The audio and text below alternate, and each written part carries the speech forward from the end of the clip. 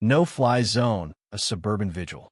I never thought peace and danger could coexist so effortlessly until we moved here. The house was tucked away behind thick walls of hibiscus and palm fronds, like a hidden promise kept for years. For someone like Muho had spent the better part of 2 decades guarding steel walls, patrolling dust-blown borders, and hearing the night whisper threats in languages I never learned, this place felt like a reward I never dared to expect. A grill that didn't reek of gun oil. Mornings where the only thing buzzing was my espresso machine. A silence that felt earned. We were lucky. The property wasn't part of any HOA, which in itself was a small miracle in this part of town. The backyard was a dream. Tall fences, wide lawn, and a glimmering blue pool that seemed to breathe serenity. My wife, Lena, adored it. She swam every morning at 6:45 a.m. on the dot, her routine as consistent as the sunrise. I'd sit with my mug of black coffee on the patio, watching her glide across the water like it was her second home. For a while, life found rhythm. I tinkered with little repairs, grilled ribs in the evenings, took remote security consultation gigs from time to time. After years of adrenaline, it felt foreign to breathe this deeply, but I learned. I joked about how I'd gone from night raids to raccoon-proofing the trash bins. Then, one morning, Lena pulled her towel tight around herself and said, "Alec, I think someone's watching me." I blinked. "What do you mean?" "I saw something in the sky. A drone, maybe." It wasn't passing by, it just hovered. Right above the pool. I thought I was imagining it, but it darted away the second I got out. I shrugged it off. Probably a kid fooling around. Maybe even a delivery drone routed wrong. But I started scanning the sky every morning anyway. The second time, she mentioned it with more urgency. I still tried to stay calm, but I began waking earlier, sipping my coffee from shaded corner, out of sight. And then I saw it. A small black quadcopter. Silent. Suspended. It floated directly above Lena as she swam, motionless like it was perched on invisible thread. Then, as if it sensed my attention, it zipped away always in the same direction, toward the tree-lined fence bordering our property from that overly manicured, soulless gated community next door, Silver Grove Heights. Everything changed that morning. I didn't tell Lena right away. I didn't want fear to poison this haven we'd finally built. But inside, the soldier in me woke up groggy but alert. Surveillance wasn't new to me, and I knew patterns when I saw them. Step 1. Confirm the behavior. I began logging everything. Time of appearance. Flight duration. Direction of departure. It only showed up when Lena was swimming. It hovered for exactly the same window of time, then disappeared back over that same fence line. It wasn't random. It was tactical. Step 2. Gather intel. I ordered 2 motion trigger trail cameras and rigged a thermal scope into my patio lens, mounted discreetly. One camera faced the entire yard, and another was aimed upward, catching the sky like it was a sniper on watch. I rewired the feed through a hidden loop in case someone tried to jam the signal. Then came the big one. Deep in my garage was a metal case I hadn't touched in years. Inside it, a legally gray RF jammer from a stint overseas. I'd promised myself I'd never use it again. But this wasn't Baghdad. This was my home, my wife, my rules. Step 3. Set the trap. As always, Lena began her laps at 6:45 sharp. I kissed her forehead, told her I'd be outside, and took my position. At 6:49, like clockwork, the drone appeared. Low, quiet, watching. Both cameras caught it hovering just inches above our pool, lens tilted downward like a snake's eye. That was all I needed. I flipped the jammer on. The drone twitched in midair, spun violently, and then bam. It dropped like a stone onto the wooden deck, bounced twice, and skidded into the lawn.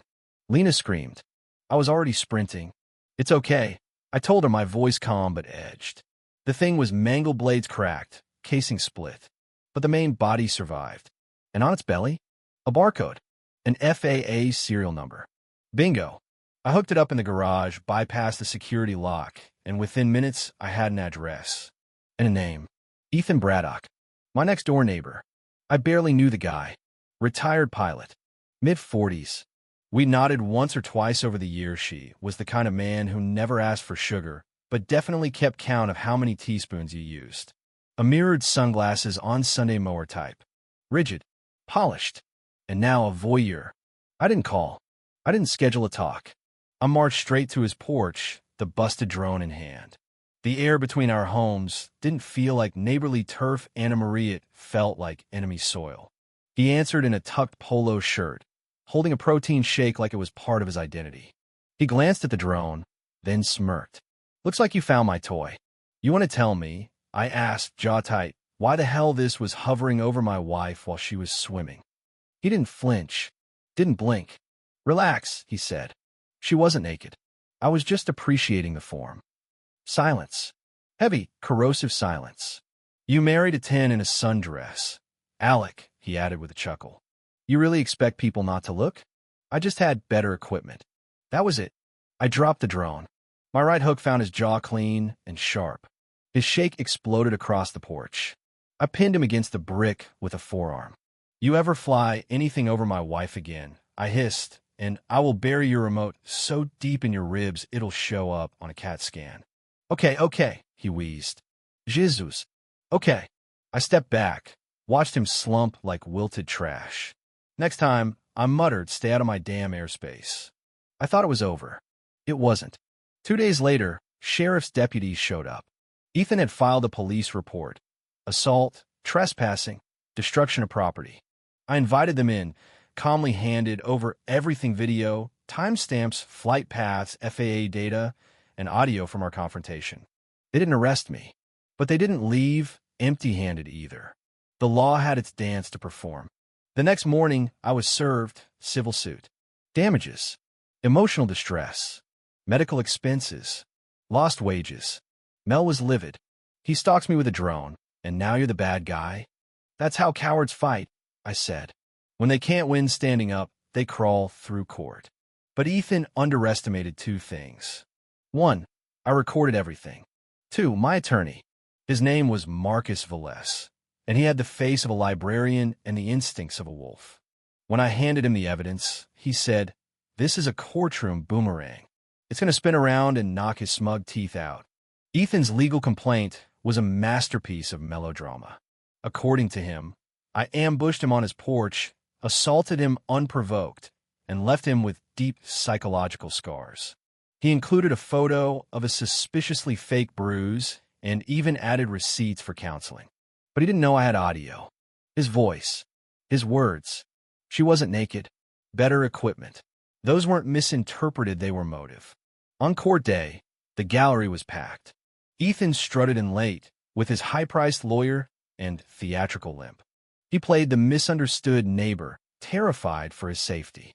His lawyer made me sound like Rambo on a sugar crash.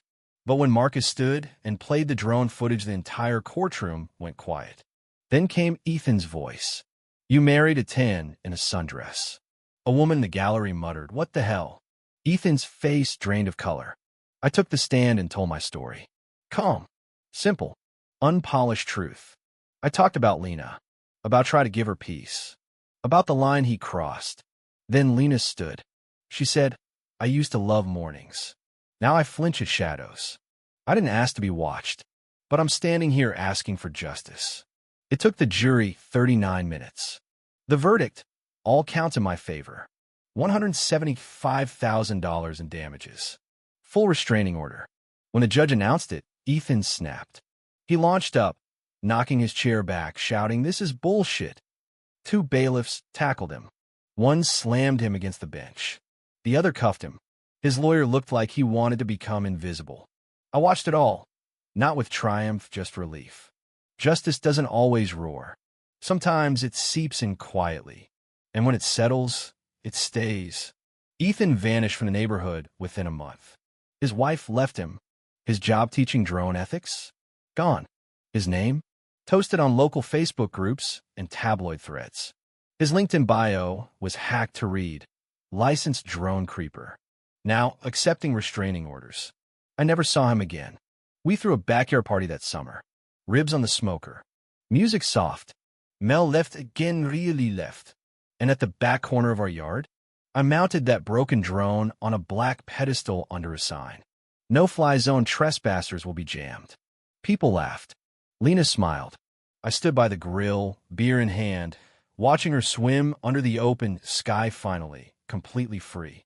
And for the first time since we moved in, the silence fell whole.